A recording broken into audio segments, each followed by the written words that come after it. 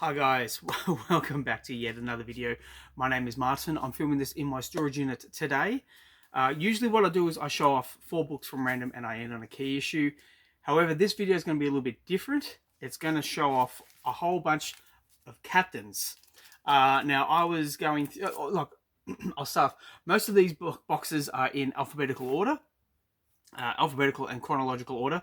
And I was going through the section here which is C, and I saw this captain, that captain, that captain, and I thought that might make a good video. So what I'm showing off is all the different captains that are in comic book lore. Well, okay, I'll say not all captains, just the captains that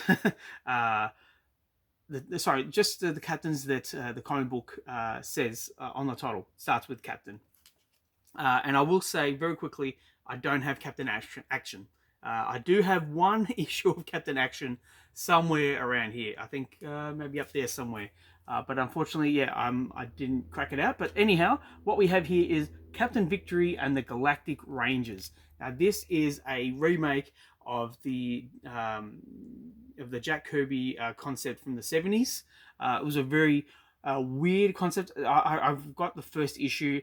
And to be honest, I don't actually understand what the story is about. It's beautiful to look at because it's Jack Kirby artwork, but the story is a little bit lost on me.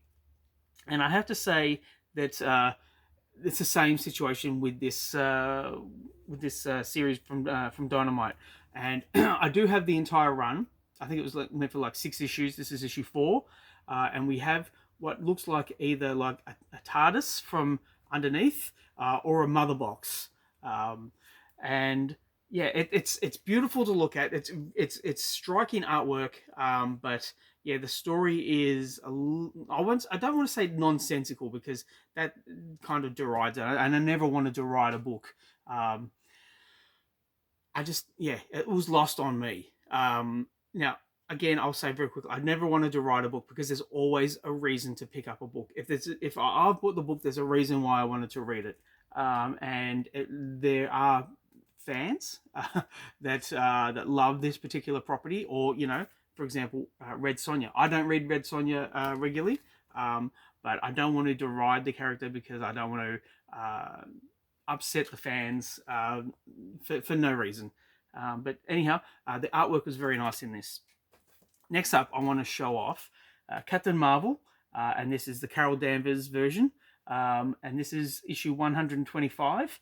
And, I could have bought this because, as you can see, we've got Park and Sasquatch, and I think this is Aurora, and they're from Alpha Flight. And I have every single issue of Alpha Flight. I love the series. I love the concept. And I have to say, Sasquatch is a particular favorite character of mine. Yeah, I could have started reading this because of Alpha Flight's inclusion, but it was not an Alpha Flight book. So I bought this and I read it, and I was like, okay, it's good. I like that Alpha Flight are being used, but yeah, it's not for me. But yeah, there we go. So that's Carol Danvers' Captain Marvel, issue 125. Next up, we have Captain Marvel, the ultimate Captain Marvel, and this is the Genis Marvell version, written by Peter David with Pat Zerka on art duties. And I remember at this time, this is issue 35. If you missed that, at this time, I think it was Joe Quesada and Bill Jamis were having a healthy competition with Peter David to see who could sell the most copies of a particular book.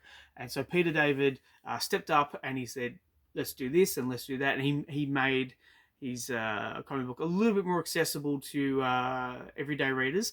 And then there was trade dresses like this because the ultimate line was big at the time.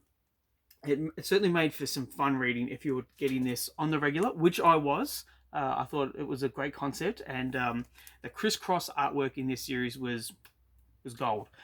So yeah, that's issue 35 of Captain Marvel. Next up, we have, sorry, see what number it was. It's issue 9. Issue 9 of Captain Britain and MI13. and this is by Paul Cornell. Yeah, Paul Cornell and Leonard Kirk.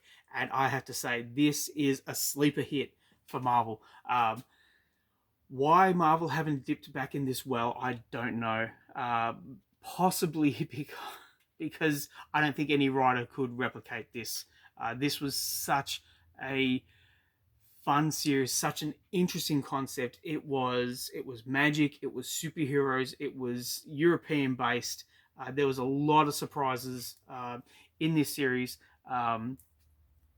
If you're a Blade fan, if you're a Doom fan, if you're an Excalibur fan, there was something for you.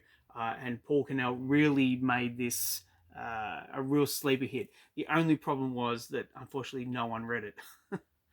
What can I say? But you know, you got Captain Britain, you got Blade, you had the Juggernaut in it, and yeah, it was just a really fun series. But yeah, that's Captain Britain and MI13, and that's issue 9. Next up, we've got 2 more to go. We've got Captain Atom. This is issue 3 from 1987, and if you look very carefully, you've got Captain Atom and Captain Atom and Captain Atom. And so this concept for Captain Atom, it's not the current version that we have in the DC universe. This is the Armored Shell version of Captain Atom, and he is a nuclear reactor internally, and if the shell cracks, he explodes. I've said it on the channel before, such a great concept. Because he puts himself out there fighting these bad guys, and there's always that threat that he's going to go from being a hero straight to a villain, and just wipe out a whole town. But that's what makes the story interesting. That's just my personal taste, though. Yeah, so there we go. That's Captain Atom issue 3, and of course, I have to say, there's no Shazam, because Shazam is somewhere up there, and I do have a Captain Marvel from Fawcett, but it again is somewhere lost in the boxes in this room. But what I do have, and what I'm going to end on, is Captain America. Now, you can't have the captains without Captain America, and this is issue 2 or issue 706. If you're going by the legacy numbering. Beautiful Alex Ross cover, and there's a reason why Captain America has stood the test of time as this iconic figure. For my money, it's because you know who Steve Rogers is, you know what he's going to do, how he's going to do it, and you can put him in any position, any situation, and he's just going to go, that is how I'm going to operate. And that's what makes the character so exciting, so much fun, and so iconic. What else can I say? Okay, so this is the Ta-Nehisi Coates run. I did buy this for a few issues. It wasn't my cup of tea, so I did give it up pretty quick. But that's okay, because, as I said, it's not my cup of tea. I'm sure he has his fans. Ta-Nehisi Coates.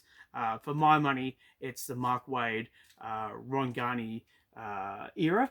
That is my Captain America. That's what I like to read. But there is a new series of Captain America coming out soon, and I will be buying it. I'm looking forward to it.